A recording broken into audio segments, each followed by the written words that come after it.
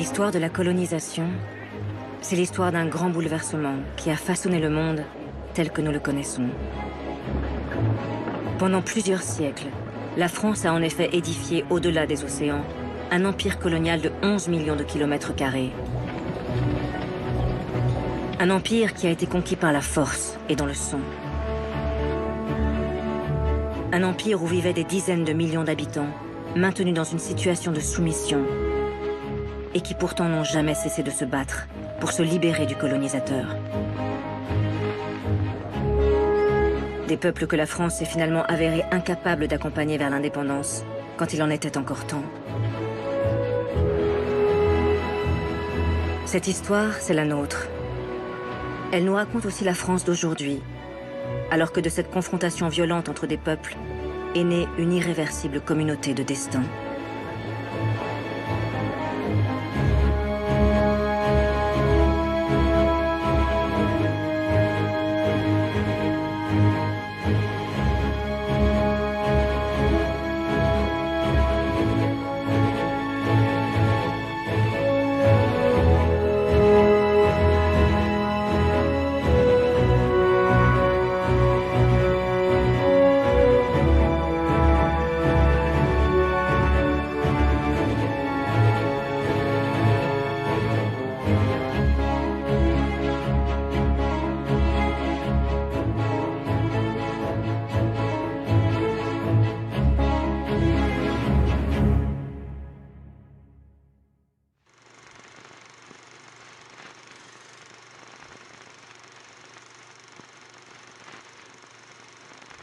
Lorsque les frères Lumière inventent le cinéma en 1895, cela fait déjà plusieurs décennies que la France est en train de façonner son empire colonial.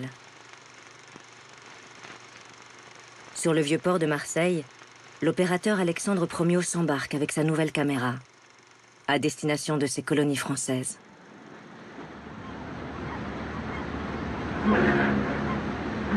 Le cinéaste imagine rapporter de son voyage des bobines pleines de rêves exotiques et de grandeur nationale. Mais ce que les images de ce précurseur du cinématographe ne montreront pas, c'est que cette extension territoriale a été, partout, le fruit de conquêtes militaires particulièrement violentes. Car là où la France a tenté de planter son drapeau, elle a dû faire face à une résistance acharnée.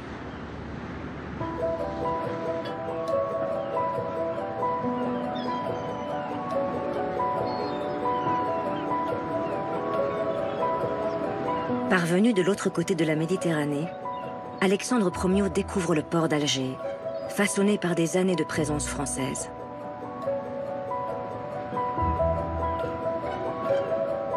Promiot capte pour nous l'étonnante place du gouvernement, mélange colonial si typique quand se côtoie la tradition religieuse locale et la passion de la République pour les statuts de ses gloires militaires.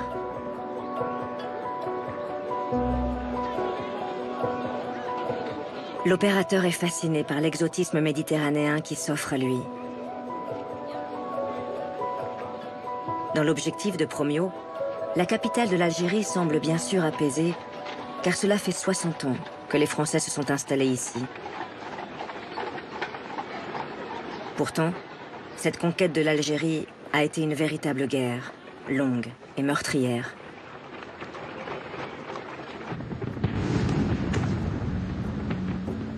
Une conquête qui commence en juin 1830, lorsque la flotte française bombarde Alger à la demande du roi Charles X, sous prétexte de libérer des esclaves chrétiens. En réalité, le roi veut redonner de l'éclat à son règne et surtout favoriser les armateurs du port de Marseille.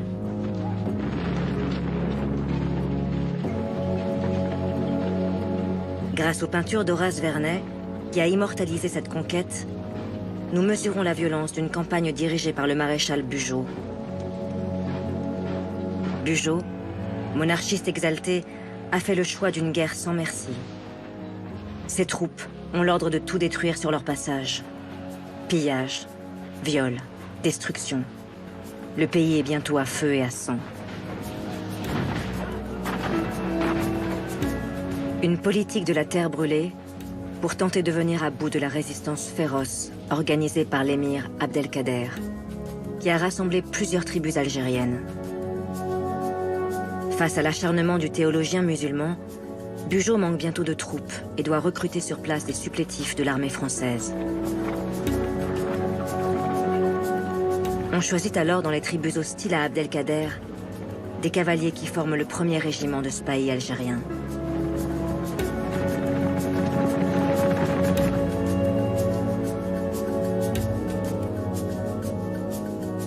Un renfort crucial pour les troupes de Bugeaud qui finissent par prendre le dessus.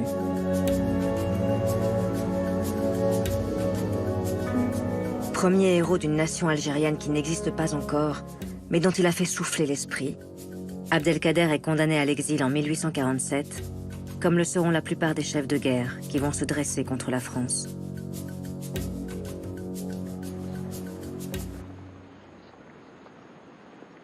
Il faudra plusieurs dizaines d'années aux soldats français pour finalement conquérir l'ensemble du territoire, d'Oran jusqu'à Constantine. Une conquête sanglante qui aura fait plusieurs centaines de milliers de victimes du côté algérien.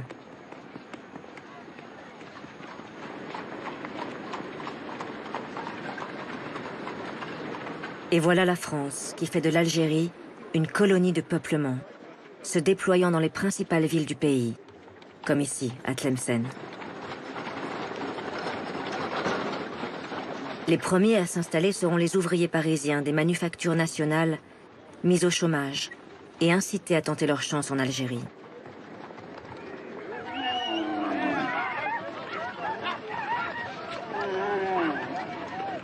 Puis ce seront les paysans des campagnes françaises, d'Espagne ou d'Italie, qui pour tenter d'offrir un avenir décent à leurs enfants, répondront à l'appel du gouvernement français.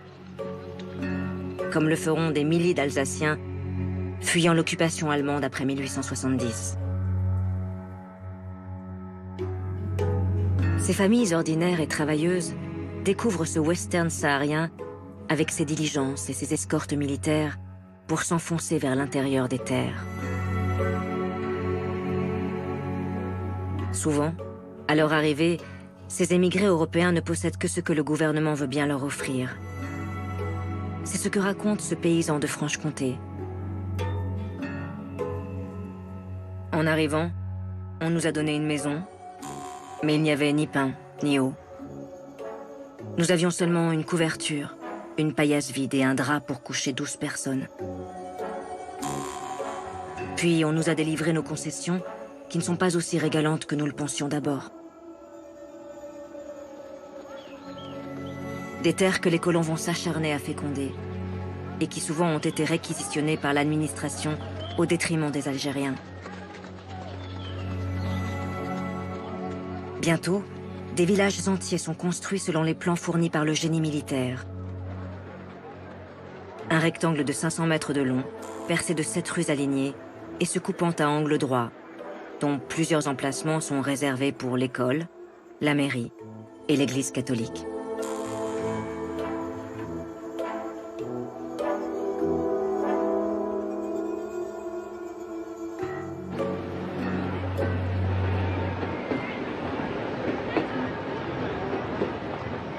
Alors que cette colonisation fait l'unanimité à Paris, quelques voix tentent de s'élever contre cette prétention de vouloir reproduire ici la France en miniature.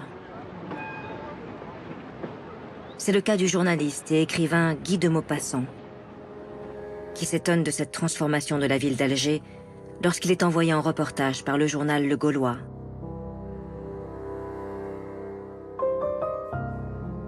Dès les premiers pas, on est gêné.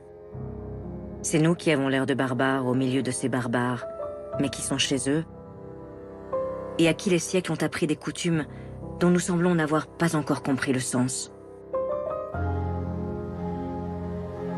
Nos maisons parisiennes, nos mœurs que l'on veut imposer, nos usages, tout cela choque sur ce sol, comme de grossières fautes d'art, de sagesse et de compréhension. Tout ce que nous faisons ici semble un défi à la terre elle-même.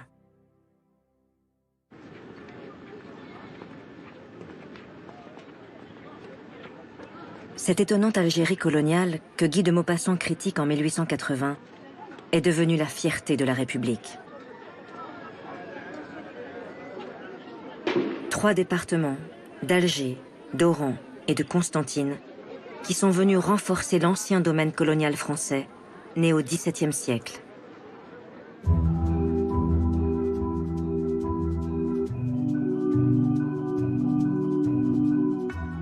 Voilà en effet près de 300 ans que la France est présente dans les Caraïbes, sur les îles de la Guadeloupe et de la Martinique.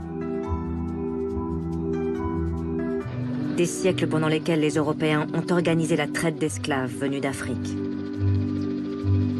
Des dizaines de milliers d'hommes et de femmes arrachés à leur village parce que vendus par quelques rois africains complices, puis installés de force dans ces îles pour y travailler dans les plantations de canne à sucre ou de cacao. Des esclaves qui vont se rebeller à plusieurs reprises et qui en 1848 obtiennent par leur combat non seulement l'abolition de l'esclavage en France, mais aussi la pleine citoyenneté française, donnant naissance dans les Antilles à une société métissée qui revendique de prendre toute sa place dans la République.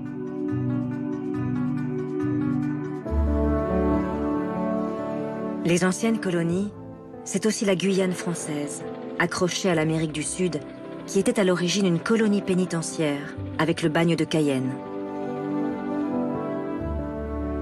C'est enfin l'île de l'océan Indien, au large des côtes africaines, que l'on appelait Bourbon et qui est devenue l'île de la Réunion.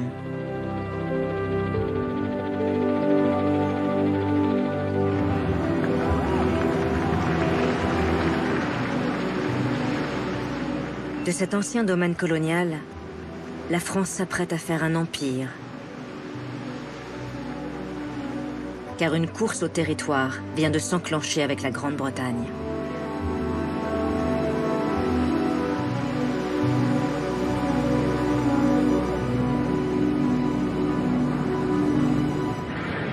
Les deux pays vivent alors une révolution industrielle, du charbon et de l'acier, qui leur donne une puissance financière et militaire sans précédent. Une expansion territoriale leur permettrait de trouver les matières premières, comme les débouchés commerciaux nécessaires à leur industrie en plein développement.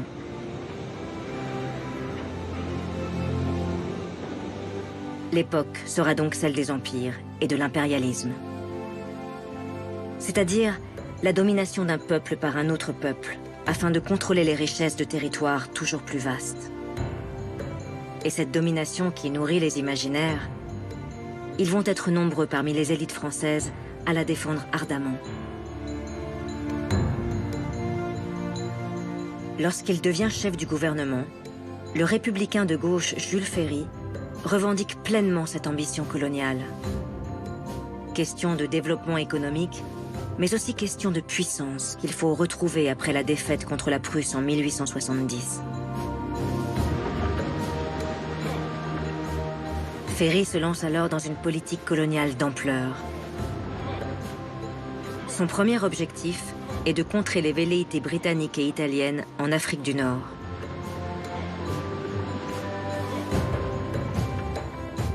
Sa première cible sera donc la Tunisie. Prétextant la dette contractée par le bey de Tunis auprès de banques françaises et la tension qui règne à la frontière de l'Algérie, le gouvernement décide d'intervenir militairement.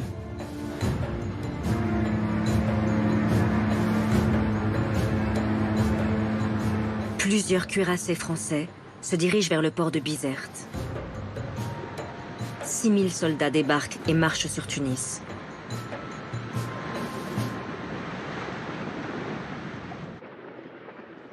Le bey de Tunisie, dans son palais du Bardo, ne peut résister militairement à la France.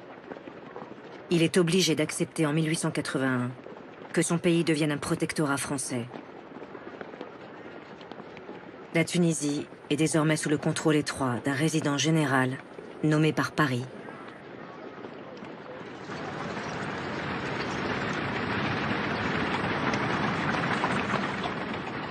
Pour Jules Ferry, cette expansion française, patriotique et économique, se double d'un objectif moral. La colonisation est pour lui une question de civilisation. Comme beaucoup à l'époque, Ferry a la conviction que les Européens ont le devoir de civiliser ces races d'Afrique et d'Orient, que l'on considère alors comme inférieures. C'est ce qu'il explique aux députés. Est-ce que quelqu'un peut nier qu'il y a plus de justice, plus d'équité, plus de vertu sociale dans l'Afrique du Nord depuis que la France a fait sa conquête?